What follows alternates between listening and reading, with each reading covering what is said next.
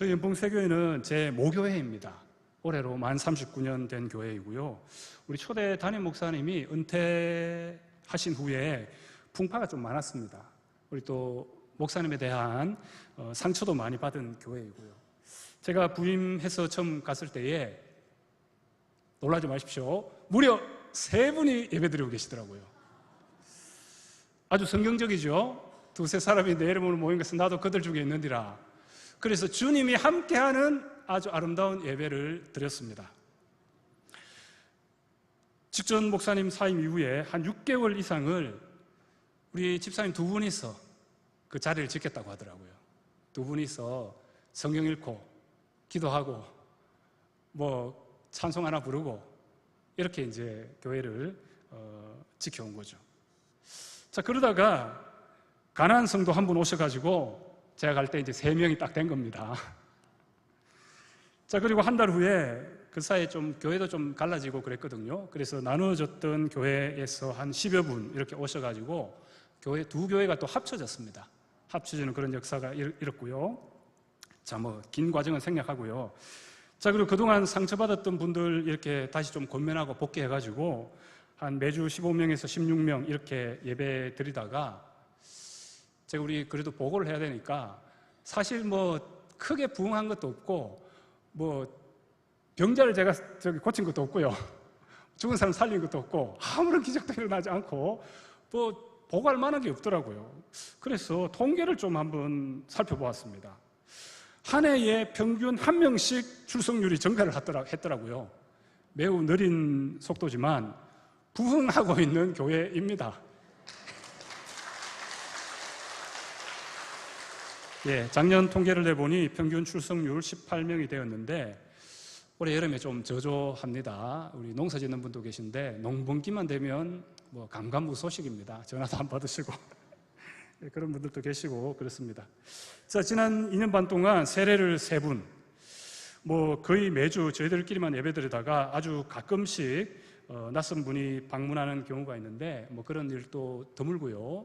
근데 누가 낯선 분이 오면 제가 설교하다가 막 긴장이 돼가지고 막 그렇게 있고, 또 우리 성도님들도 긴장을 했는지 자기들끼리 저 누구 이러면 안 되잖아요. 그래서 제가 다음 주에 단단히 일러줬습니다. 매주 새 가족이 오는 교회처럼 좀 태어나라고. 근데 그거 안 되대요. 하여튼 그렇습니다. 하여튼 그런 형편이 있습니다. 여러분 느낌만 그냥 받으시면 되겠습니다. 성빈교회에서 매주 새 가족을 맞이하고 매번 세례 교육을 하고, 제가 참 세례 교육을 맡아서 할 때마다 제가 감동을 받고 은혜 받고 그런 적이 많이 있었는데, 참 그렇게 일상적으로 해오던 일들이 저희 교회에서는 너무나도 낯선 풍경이잖아요. 그래서 그때마다 너무 감격스럽고 설레고 그렇습니다. 자, 그 중에 제가 한 분을 좀 소개해 드릴까 합니다. 아직 세례 받으시기는 주저하고 계신 분인데요. 한 30여 년 전에 저희 교회가 다른 곳에 있을 때에 그 주변에 살던 분이었는데 한 2년 전에 저희 교회에 등록을 하셨습니다. 오랜 토박이다 보니까 교인들하고는 잘 알죠. 누구누구 씨, 누구누구 엄마 이렇게 잘 압니다. 자, 그래서 교회 적응도 매우 잘 하고 계십니다. 이분이 하시는 말씀이, 왜 그때 그 좋은 복음을 내한테는 안 전했냐, 이런 이야기를 하시는 거예요. 이분은 누가 전도한 것도 아닙니다. 스스로 오셨습니다. 지금 70대 중반이신데 좋은 시절 예수 좀 더 일찍 믿었더라면 얼마나 좋았을까. 우리 그런 고백을 많이 듣잖아요. 자기한테 아무도 교회 가자고 하는 사람이 없더랍니다. 저희는 그 이야기를 듣고는 다들 반성 제대로 했습니다. 여러분, 우리가 신앙생활하기로 결심했다는 의미는 이제 내 뜻대로 사는 삶을 그만두고 하나님의 뜻대로 살기로 결심했다는 의미입니다.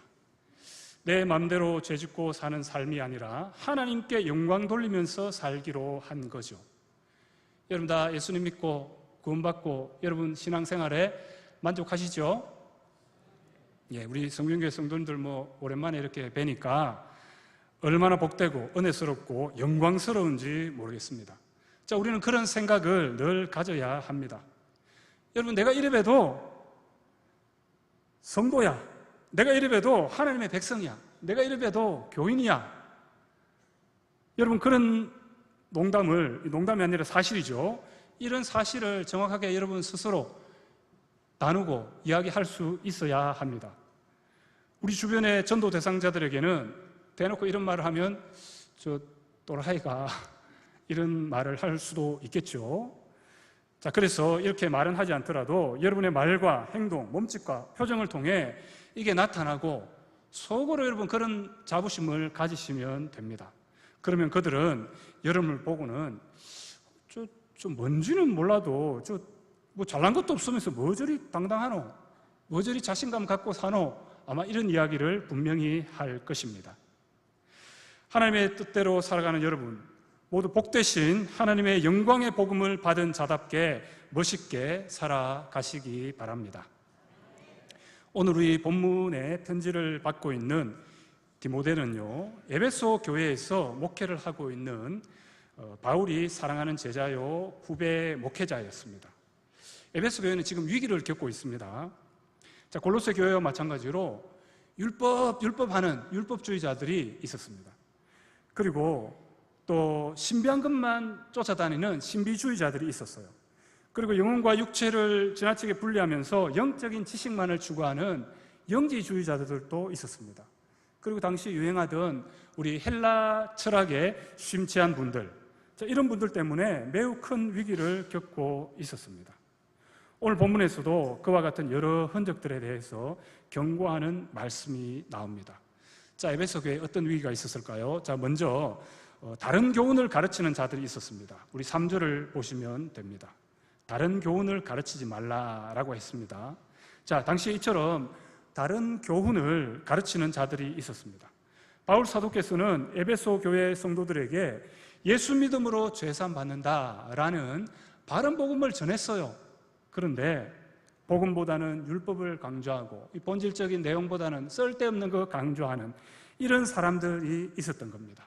신비적인 것을 강조하고요, 영적이거나 지식적인 어느 한 측면만을 강조하는 이 사람들 때문에 복음의 절반만 강조하는 자들이 있었습니다. 자, 이들로 인해 교회는 순수한 복음이 변질되었습니다. 자, 그 다음에 또 4절에 보시면 신화와 끝없는 족보에 몰두하지 말라라고 하는데요, 에베소 교회에는 신화와 끝없는 족보에 몰두하고 하나님의 경륜과 은혜보다는 말장난만 하고 변론하고 논쟁만 일삼는 자들이 있었습니다. 여러분, 그리스도 안에 있으면 어떻습니까? 그리스도 안에 들어와 있으면 하나님 한 분만으로 만족하게 됩니다. 그런데 이게 안 되면요, 어떻게 되죠? 자꾸만 하나님 아닌 다른 데 관심을 두게 됩니다. 오늘 이 본문은 특별히 성경의 난해 구절과 관계 있습니다. 여러분도 이 성경을 읽다 보면 모르는 구절들 많이 나오죠. 그러면 사실은요, 모르는 건 좀 모른다고 이렇게 넘어가면 됩니다. 사실 성경의 난해 구절이 대부분 별로 안 중요한 주변적인 것이 많거든요. 유대인들은 오랫동안 고대 근동 지역에 여러 가지 신화의 영향을 받았어요. 자, 구약 성경은 이러한 신화들을 넘어서서 뭐 바벨론 신화라든지 메소포타미아 신화, 또 이집트 신화, 이런 것을 극복하는 내용이거든요. 하나님은 그런 신화에 나오는 서로 싸우고 다투고 뭐 사람이나 부려먹고 그런 하나님이 아니라 참 사랑의 하나님이시다, 참 은혜의 하나님이시고 창조주요 구원자시다, 이런 것을 강조하는 게 구약의 내용입니다. 자, 그런데 여전히 유대인들 중에는 이런 신화에 관심 가진 자들이 많았고요, 또 에베소 지역에는 페르시아 신화로부터 그리스 로마 신화까지 이런 신화에 관심 갖는 자들이 많았습니다.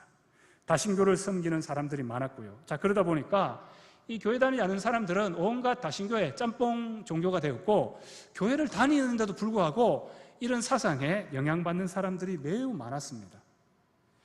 여러분, 이 신화들은 가만히 보면 신들의 이야기로 되어 있지만 사실은 인간의 이야기입니다. 사람들의 이야기입니다. 제우스 같은 경우에는 완전히 바람둥이 성범죄자잖아요. 근데 이런 이야기를 우리 아이들이 읽는 교양 만화 같은 데 나오니까 이게 참 교육적으로 바람직한가 그런 의문이 듭니다. 자, 어쨌거나 이런 분위기가 교회 내에서 복음을 받아들인 유대 랍비 가운데도 여전히 이런 데서 벗어나지 못하는 사람들이 많았어요. 그래서 성경 말씀 읽고 말씀에 오직 순종하고 아멘하고 이런 신앙이 안 되고 자꾸 성경에 대해서 깊이 연구하고 이런 식으로 하다 보니까 이 랍비들은 구약 이외에 전해 내려오는 전설 같은 걸 많이 알고 있었거든요. 이제 그런 것들로 성도들에게 자꾸 설명하면서 이렇게 하다가 그런 게 이제 묶여진 게 나중에 이제 미드라시나 미시나나 탈무드 이런 것들로 기록되거든요. 자, 이런 것들이 사람들에게 지혜를 줄지는 몰라도 이것이 신앙에 사실은 도움이 별로 안 되었습니다. 하나님의 경륜을 이루기보다는 말장난, 논쟁, 변론을 만들어내는 것이 되어버린 거죠. 이 랍비들은 어려운 성경 구절을 제대로 설명하려고 하다가 오히려 더 논란거리만 만들었습니다. 난해 구절은 난해 구절일 뿐입니다. 너무 거기에 목매일 필요가 없습니다. 여러분, 성경의 난해 구절 때문에 예수 그리스도 십자가의 복음이 결코 훼손되지는 않습니다. 성경에 문법적으로, 역사적으로, 과학적으로 맞지 않는 성경의 구절들이 들어 있습니다. 그래서 안티크리스찬들은 뭐 기독교 그 가짜다 뭐 이런 식으로 하기도 하는데, 그러나 그런 성경 구절 몇 군데 있다고 해서 하나님의 사랑이 사라지나요? 절대 그렇지 않죠. 인간의 언어로, 불완전한 그때 그 당시의 언어로 성경을 기록했지만 이 성경은 여전히 오늘 우리들에게 하나님의 크신 사랑과 은혜를 드러내고 있습니다. 십자가의 그리스도를 통해 복되신 하나님의 영광의 복음을 확실하게 증거하고 있습니다. 그런 차원에서 우리는 성경의 모든 말씀들을 정확무한 하나님의 말씀으로 고백을 하는 거죠. 여러분, 주로 이단들 어떻게 이야기합니까? 이단들 여러분에게 다가와서 어떻게 이야기하죠? 성경의 저 귀퉁이에 있는 구절을 가져다가 교회에서는 이런 거 안 가르쳐주지, 우리에게 오면 가르쳐준다, 우리는 알지롱, 이렇게 합니다.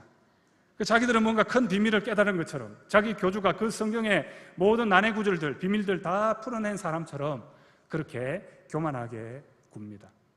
우리는요, 결코 핵심을 놓쳐서는 안 됩니다. 하나님의 뜻대로, 하나님의 계획 가운데 성령님의 인도를 받기만 하면 형통한데, 우리는 자꾸만 주변적인데 신경을 쓰고 엉뚱한 데 목숨을 겁니다. 여러분, 갈등하는 교회 가보세요. 어떻습니까? 말도 안 되는 것으로 싸우거든요. 교회의 주는 누구십니까? 그리스도시죠. 오직 그리스도를 나타내시기 바랍니다. 핵심을 잡은 교회는 복음 전하는데 여념이 없습니다. 새가족들 양육한다고 바쁩니다. 말씀으로 든든히 선 교회, 기도하는 교회는요, 뭐 다른 소리 들릴 틈이 없습니다. 왜요? 우리 핵심적인 이 일을 해야 되기 때문입니다. 우리 성빈교회는 하나님이 기뻐하시고 하나님께서 원하시는 일에 집중하고 오직 복음에 몰두하는 교회가 되기를 바랍니다. 좀 주무시는 분이 계셔서 제가 지루할 거라 말씀드렸죠. 미리 경고했습니다. 제가 우리 현풍석에 처음 부임해 보니까요, 우리는 예배 드리는 분위기가 되는데 저희 할머님들은 이 예배 분위기가 너무 안 되더라고요. 늦게 오시는 분도 계시고요. 자, 이제 예배 시작하니까 들어오세요. 이거 여러분 어디서 하는 말입니까? 결혼식장에나 가서 하는 말이잖아요. 근데 우리 교회에서 이런 말을 할 수밖에 없었습니다. 차 마시고 오랜만에 만났다고 반갑다고 인사하고, 성도의 교제는 너무 잘 돼 있는 거예요. 예배 드려야 되는데 큰일 났다. 너무 어렵더라고요. 그래서 뭐 이런 드럼과 뭐 악기 반주자는 없지만 찬송가 반주기가 있습니다. 그래서 그걸 아주 크게 틀어놨습니다. 그랬더니 뭐 조금 예배 전에 그 찬송가 반주기에 나오는 곡을 따라 찬송하는 분들이 몇 분 생기더라고요. 그렇게 조금씩 예배 분위기를 잡아가고 있습니다. 교회는 예배가 매우 중요하잖아요. 예배 분위기가 조금씩 잡혀가긴 한데 제가 아직 좀 만족하지를 못하고 있습니다. 저희 교회에 지금 제일 연세 많으신 우리 97세 되신 우리 집사님, 어르신 한 분이 계십니다. 할머니신데 이분이 예배를 방해합니다. 예배 시작했는데 저기 아파가지고, 목사님요, 제가 대답 안 해주면 큰일 납니다. 자, 이런 분위기입니다. 자꾸 혼자 궁시렁궁시렁 되는 거예요. 옆에 한 분 붙여가지고 좀 말려도 안 되고요. 그렇습니다. 자, 그러면 다들 그냥 놔두고 예배 드리면 되는데 어떻습니까? 다들 시선이 그 할머니에게 쏠리는 거예요. 제가 너무 고민이 되더라고요. 총기가 있으시고 목소리도 크시고 누가 또 지나가다가 자기한테 인사 안 하면 왜 인사 안 하노? 이러거든요. 어느 날인가 제가 인사 교육도 한번 시켰습니다. 이분을 위해서. 는 아니지만 성도의 교제를 위해서 인사 교육도 한번 시키고 그렇게 했습니다. 여러분, 예배 분위기 쇄신을 위해서 이분을 쫓아내야 될까요? 제게는 전혀 도움이 안 됐거든요. 정말 쫓아내고 싶었습니다. 근데 한 사람이라도 와야 되는 편에 쫓아낼 수는 없고, 할머니에게 오히려 몸도 불편하신데 교회 와주셔서 감사하다고 우리 한번 격려의 박수합시다 하고 박수를 한번 치고 할머니 이야기 한번 한 2, 3분 계속 하시도록 가만히 듣고 있었더니 그 다음부터 조금 줄어들더라고요. 하여튼 이런 식으로 참 예배 하나 세우는데도 너무 제가 힘겨워하고 있습니다. 이렇게 이제 예배를 세워가고 있습니다. 자, 이분이 제게 아주 악한 역할만 하는 것은 전혀 아닙니다. 교회에서 집까지 아주 가까운데요. 지금은 이사 갔습니다만 어쨌든. 자, 그래서 이제 제가 교회로 이렇게 걸어가고 있으면 이 할머니는 멀리서 저를 보면서 막 손을 이렇게 늡니다. 저는 사실 덜 반가운데 피해가고 싶었거든요. 막 이렇게 하더니 제가 가까이 갑니다. 어느 정도 소리 들릴 때가 됐습니다. 그러면 우리 교회 목사님이다. 우리 교회 목사님이다. 이래요. 주변에 할머니 몇 분 앉아 계시거든요.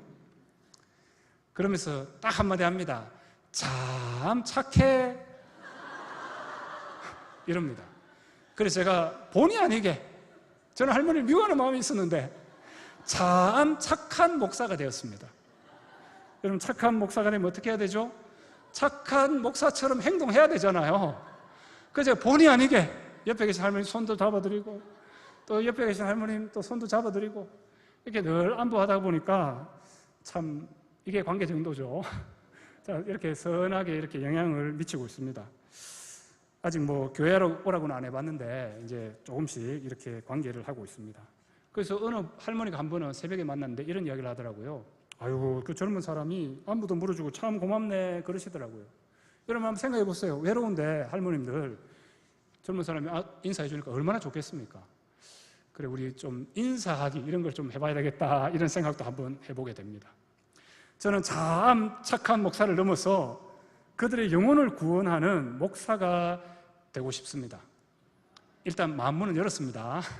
자, 이제 하나씩 나가야 됩니다. 자, 여러분 10절을 한번 보세요. 10절을 보시면 바른 교훈을 거스르는 자를 위함이니 라는 말이 나옵니다.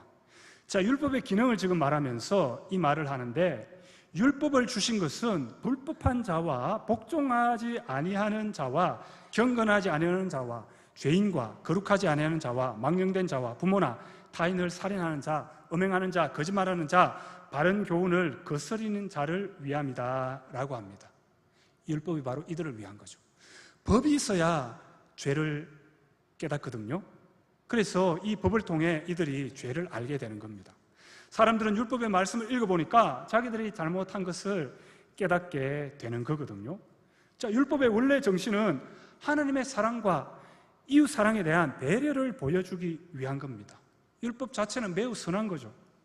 그러나 율법주의자들은 이 율법의 그 조항과 그 조문과 형식과 전통, 좋은 전통이 아니라 인습에 매여서 다른 사람들을 못 살게 구는 거예요. 이 율법 네 지킬래? 네 안 지키지?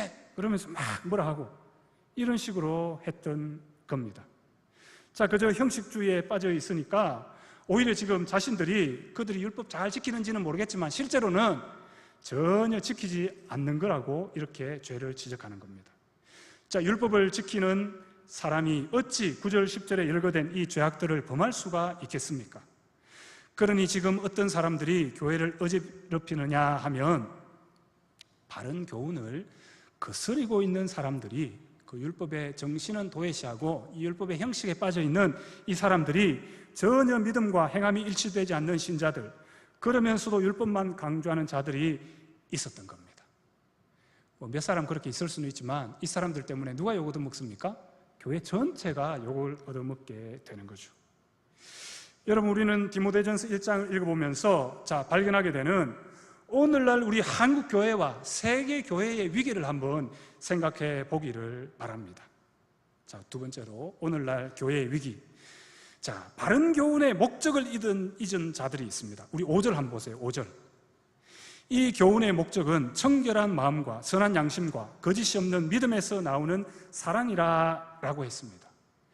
이 목적을 잃어버린 자들이 많은 겁니다. 비복음적이고 비성경적인 교회가 많고, 그런 교회들도 여러분 충분히 성장하고 부흥할 수 있거든요. 여러분, 이단 교회 한번 보세요. 하나님의 교회 같은 경우에는 아주 건물을 많이 소유하고 있습니다. 아주 부흥하고 있죠. 신천지도 마찬가지고요. 뿐만 아니라 우리 한 성도님들을 바라보았을 때에 마찬가지로 이 바른 교훈에 거하지 못하고 목적을 잊어버리고 복음과는 다른, 또 성경과는 다른 그런 가치관을 갖고 사는 사람들이 있단 말입니다. 이런 사람들이 많이 양산되고 있는 것이 오늘날 심각한 위기입니다. 여러분, 우리는 복음을 회복해야 합니다. 오직 성경으로, 오직 말씀으로 돌아와야 합니다. 교회를 교회답게 세워가야 합니다. 예배를 예배답게 드려야 합니다. 말씀을 회복하여 사회적 책임을 다해야 합니다. 여러분 다 그렇게 하실 거죠?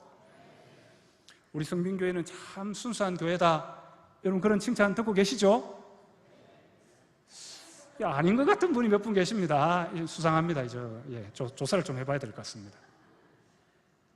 우리 성빈교회 성도님들은 참 예수 믿는 사람답다, 그런 칭찬을 듣고 계실 겁니다. 우리 목사님은 성경 말씀 잘 전하신다, 복음을 잘 전하신다, 그런 칭찬을 듣고 계시죠? 아멘 좀 크게 해야 되는데.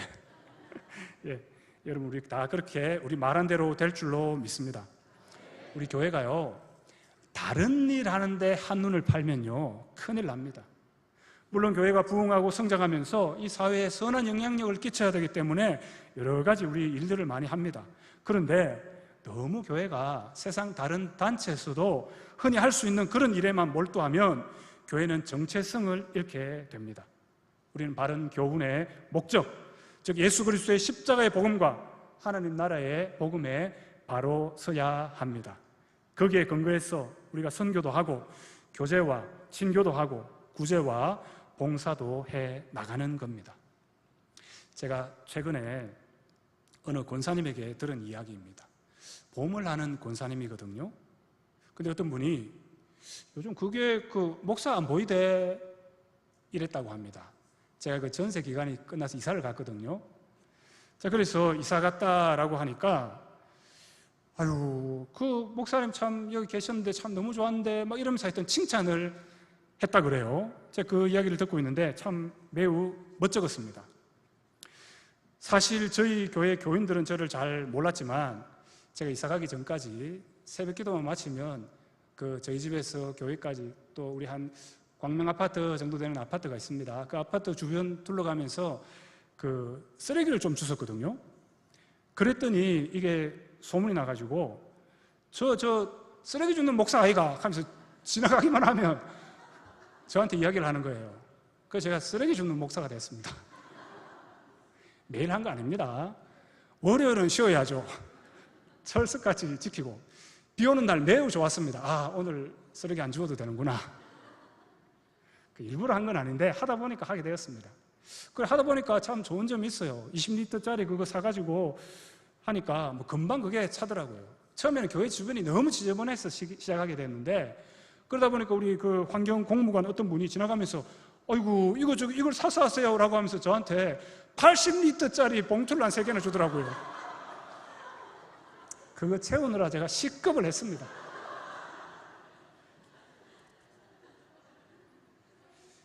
제가 쓰레기를 주워가지고 차 가는데 차가 막 가니까 쫓아가가 주니까 막 반가운 듯이 저를 인사하고 막 제가 그런 사람입니다.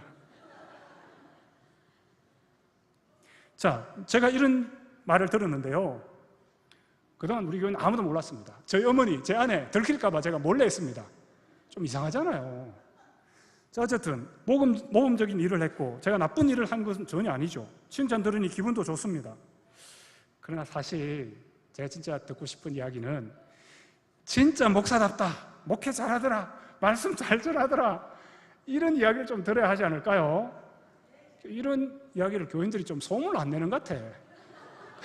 그래 한날은 제가 그 이야기도 한번 해주었습니다. 좀 소문 좀 내라고. 지금 사형리도 제대로 못 전하고 이 복음도 못 전하면 교회 자랑, 우리 담임 목사 자랑 좀 하시라고.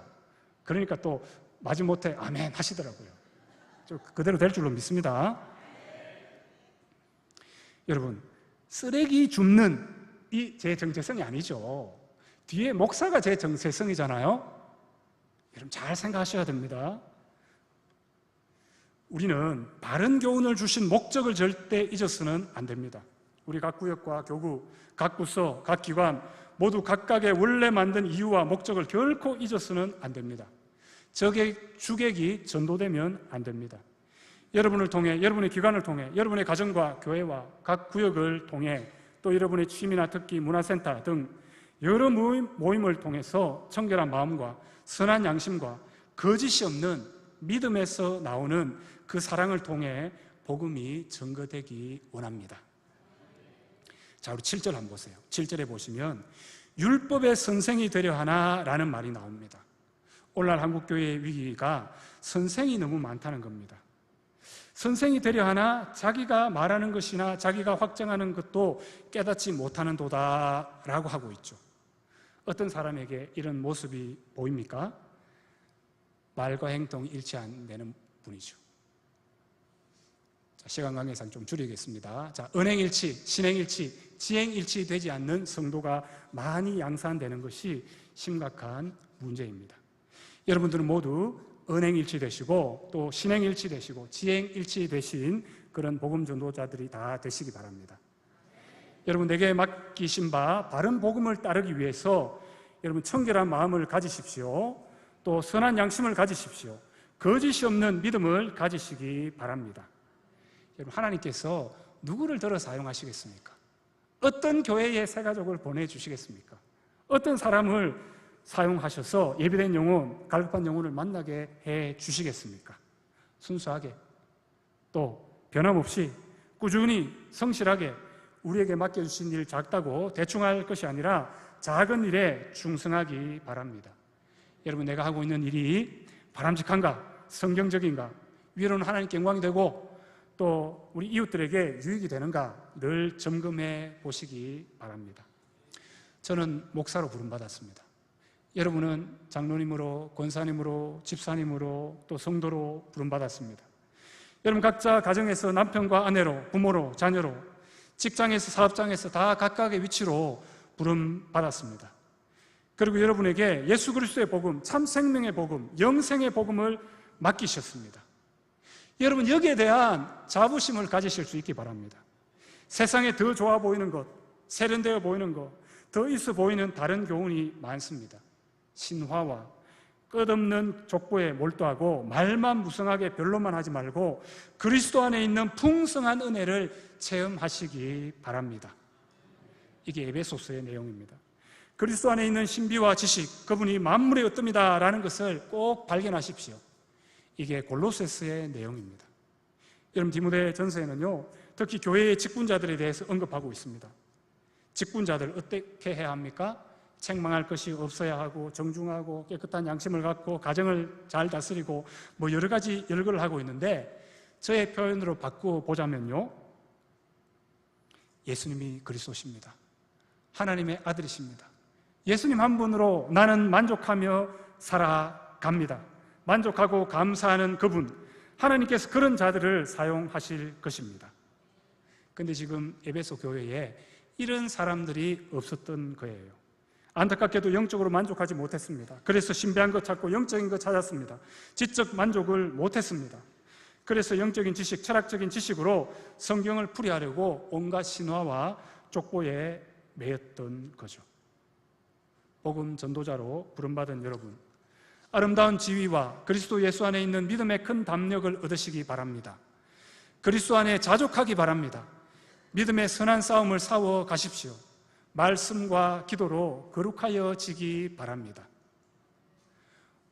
여러분 한번 따라해 보실까요? 내게 맡기신 교훈은 복되신 하나님의 영광의 복음입니다. 여러분, 이 확신으로 승리하실 수 있기를 바랍니다.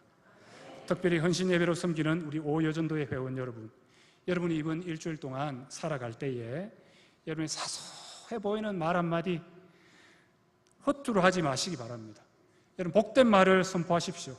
생명을 사랑하는 마음으로 사랑 담긴 눈길로 여러분 전도 대상자들을 사로잡으시기 바랍니다. 입술과 말투와 표정, 몸짓을 통해서도 복되신 복음은 전해집니다. 내게 맡기신 교훈은 복되신 하나님의 영광의 복음이구나 라는 확신으로 여러분의 삶의 자리에서 승리하시기 바랍니다. 저도 현풍 세교회를 섬기며 부족하지만 연약하지만 최선을 다하겠습니다. 끝까지 기도해 주십시오. 주께서 함께 하십니다. 여러분은 약하더라도 우리 주님이 강하십니다. 하나님께서 역사하십니다.